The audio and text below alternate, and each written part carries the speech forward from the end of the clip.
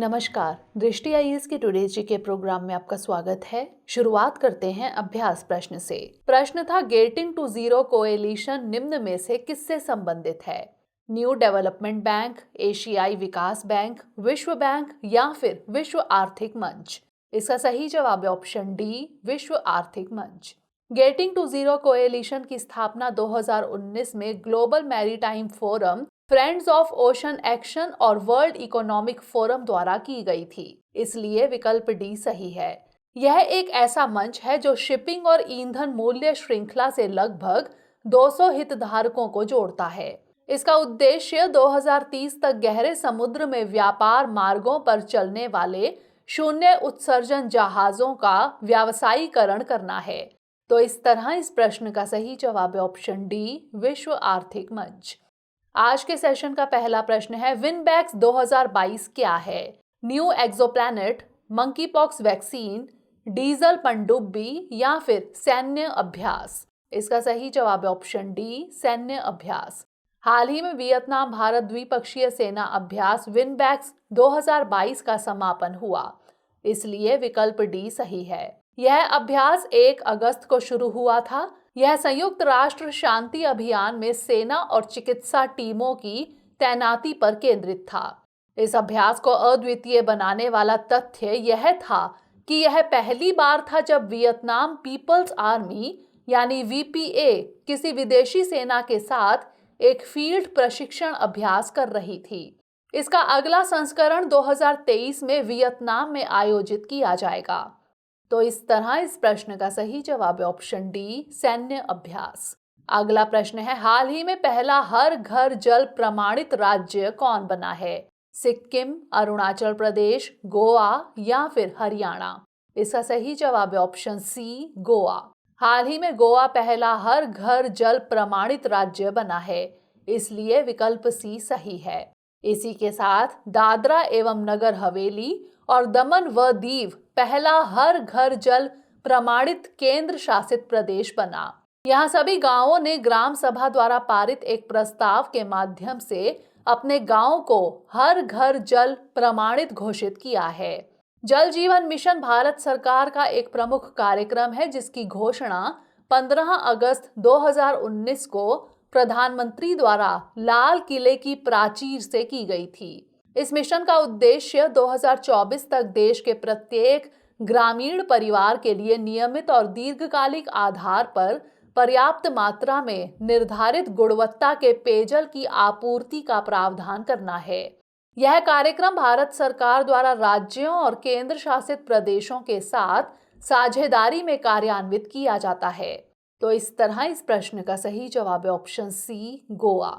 अगला प्रश्न है, हाल ही में सैन्य अभ्यास उदार शक्ति भारत और किस देश के बीच हुआ? मालदीव, मलेशिया, मेडागास्कर या फिर म्यांमार? इसका सही जवाब है ऑप्शन बी, मलेशिया। हाल ही में भारतीय वायुसेना यानी आईएएफ और रॉयल मलेशियाई वायुसेना यानी आरएमएएफ के बीच द्विपक्षीय अभ्यास उदार शक्ति का समापन हुआ, इसलिए विकल्प बी सही है। 4 दिनों तक चले इस अभ्यास में 2 वायुसेनाओं ने कई जटिल हवाई युद्ध अभ्यासों की एक श्रृंखला के माध्यम से सामंजस्य में काम किया। आईएएफ अब पिच ब्लैक 22 अभ्यास में भाग लेने के लिए ऑस्ट्रेलिया के डार्विन के लिए उड़ान भरेगी। तो इस तरह इस प्रश्न का सही जवाब है ऑप्शन बी, मलेशिया। अगला प्रश्न है, ग्रेट इंडियन बस्टर्ड की IUCN स्थिति क्या है? नियर थ्रेटन्ड, वल्नरेबल, एंडेंजर्ड या फिर क्रिटिकली एंडेंजर्ड? इसका सही जवाब है option D, critically endangered. Rajasthan के डेजर्ट नेशनल पार्क यानी DNP में ग्रेट इंडियन बस्टर्ड्स यानी GIB ने इस ब्रीडिंग सीजन में लगभग 20 अंडे दिए हैं। GIBs भारत में पाई जाने वाली 4 बस्टर्ड प्रजातियों में सबसे बड़ी है, जबकि अन्य 3 मैक्वीन बस्टर्ड, लेजर फ्लोरिकन और बंगाल फ्लोरिकन है। इसकी IUCN स्थिति गंभीर रूप से संकटग्रस्त यानी क्रिटिकली एंडेंजर्ड है, इसलिए विकल्प डी सही है। यह घास के मैदानों को अपने आवास के रूप में पसंद करते हैं। ओवरहेड पावर ट्रांसमिशन लाइनें इनके लिए सबसे बड़ा खतरा है। तो इस तरह इस प्रश्न का सही जवाब है ऑप्शन डी, क्रिटिकली एंडेंजर्ड। अगला प्रश्न है, निम्नलिखित में से कौन सी मछली एकमात्र ध्रुवीय मछली है जिसमें बायोफ्लोरोसेंस होता है? स्नेल फिश, कैपेलिन, आर्क्टोगैडस या फिर अटलांटिक सैल्मोन?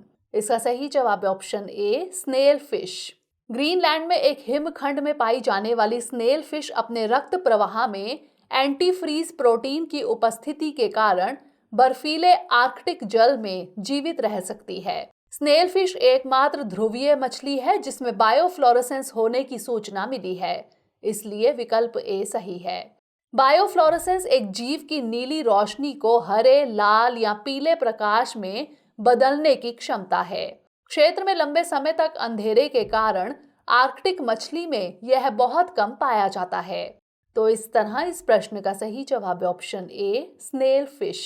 अगला प्रश्न है, निम्नलिखित में से किस राज्य में हाथियों की संख्या सबसे अधिक है? मध्य प्रदेश, ओडिशा, केरल या फिर कर्नाटक? इसका सही जवाब है ऑप्शन डी, कर्नाटक।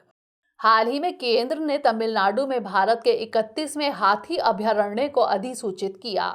नया रिजर्व अगस्त्यमलाई में 1197 वर्ग किलोमीटर के क्षेत्र में फैला होगा। 2018 में नागालैंड में सिंघफन हाथी अभयारण्य को अधिसूचित किए जाने के बाद यह देश का 31वां हाथी अभयारण्य होगा। भारतीय हाथी यानी एलिफस मैक्सिमस को भारतीय वन्यजीव संरक्षण अधिनियम 1972 की अनुसूची 1 में शामिल किया गया है।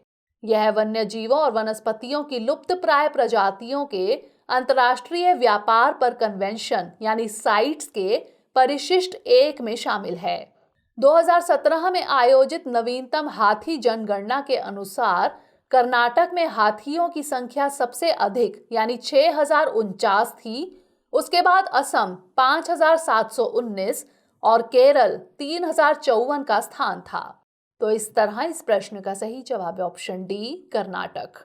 अगला प्रश्न है, हाल ही में चर्चित शब्द मेगालोडन क्या है? स्वीडन में कास्ट गुफा, शिकारी जीव, प्रशांत महासागर में एक जल डमरू मध्य या फिर फ्रांस का एक द्वीप? इसका सही जवाब है ऑप्शन बी, शिकारी जीव।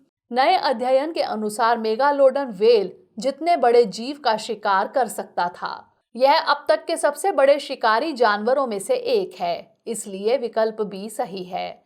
शार्क की विलुप्त प्रजाति कारचारोकल्स मेगालोडन लगभग 23 से 3.6 मिलियन वर्ष पहले रहती थी। शोधार्थियों की माने तो इसका वजन लगभग 70 टन या 10 हाथियों जितना रहा होगा। शार्क की तुलना में इसकी औसत परिभ्रमण गति भी तेज थी।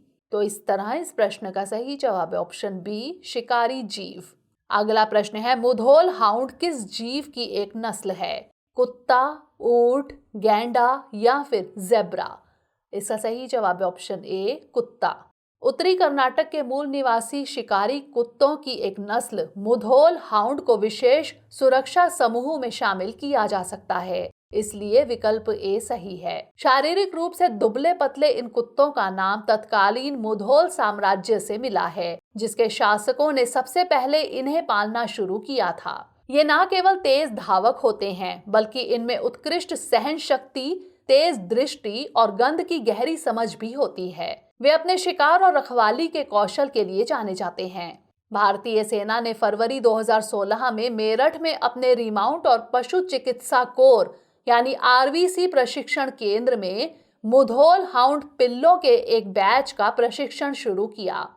यह पहली बार था जब एक स्वदेशी नस्ल को इस केंद्र में प्रशिक्षित किया गया था। तो इस तरह इस प्रश्न का सही जवाब है ऑप्शन ए, कुत्ता। अगला प्रश्न है, भारत सरकार को सूचना प्रौद्योगिकी अधिनियम 2000 की किस धारा से ऑनलाइन सामग्री को विनियमित करने की शक्ति प्राप्त होती है? धारा 19A, धारा 69A, धारा 29A या फिर धारा 39A? इसका सही जवाब है ऑप्शन बी, धारा 69A।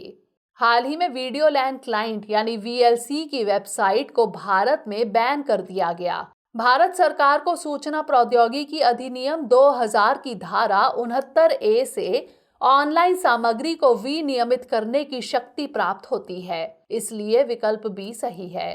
धारा 69A संविधान के अनुच्छेद 19(2) से अपनी शक्ति प्राप्त करती है, जो सरकार को वाक एवं अभिव्यक्ति की स्वतंत्रता के मौलिक अधिकार पर उचित प्रतिबंध लगाने की अनुमति देती है। सूचना प्रौद्योगिकी अधिनियम 2000 की धारा 69A के तहत तैयार किए गए आईटी नियम 2009 द्वारा सामग्री को अवरुद्ध करने की एक विस्तृत प्रक्रिया प्रदान की गई है। केवल केंद्र सरकार मध्यस्थों को सीधे ऑनलाइन सामग्री तक पहुंच को अवरुद्ध करने के निर्देश देने की इस शक्ति का प्रयोग कर सकती है। तो इस तरह इस प्रश्न का सही जवाब है ऑप्शन बी, धारा 69A। अंतिम प्रश्न है, अरनमुला वलसद्य अनुष्ठान किस राज्य से संबंधित है? तमिलनाडु, कर्नाटक, आंध्र प्रदेश या फिर केरल? इसका सही जवाब है ऑप्शन डी, केरल। अरनमुला वलसद्य दक्षिण भारतीय राज्य केरल में आयोजित होने वाला एक सबसे बड़ा शाकाहारी भोज अनुष्ठान है, इसलिए विकल्प डी सही है। यह भगवान पार्थ सारथी को समर्पित अनुष्ठान है। इसमें सर्प नौकाओं यानी स्नेक बोट के नाविकों को भोजन कराया जाता है। इस त्योहार में 70 से अधिक प्रकार के व्यंजन परोसे जाते हैं। इस समारोह में अनुष्ठानिक भोग, खेलकूद और संगीत का आयोजन होता है। भोज के लिए नाविकों द्वारा अरनमुला के भगवान पार्थ सारथी की स्तुति में विशेष गीत गाए जाते हैं। तो इस तरह इस प्रश्न का सही जवाब है ऑप्शन डी, केरल। अब नोट कर लेते हैं आज का अभ्यास प्रश्न। वन्य जीवों और वनस्पतियों की लुप्तप्राय प्रजातियों के अंतर्राष्ट्रीय व्यापार पर कन्वेंशन यानी साइट्स का सचिवालय कहाँ स्थित है? वियना, वॉशिंगटन डीसी, नैरोबी या फिर जेनेवा? इसका उत्तर हमें कमेंट सेक्शन में जरूर भेजिएगा। अगले सेशन में नए प्रश्नों के साथ मिलेंगे। तब तक के लिए पढ़ते रहिए एंड स्टे मोटिवेटेड।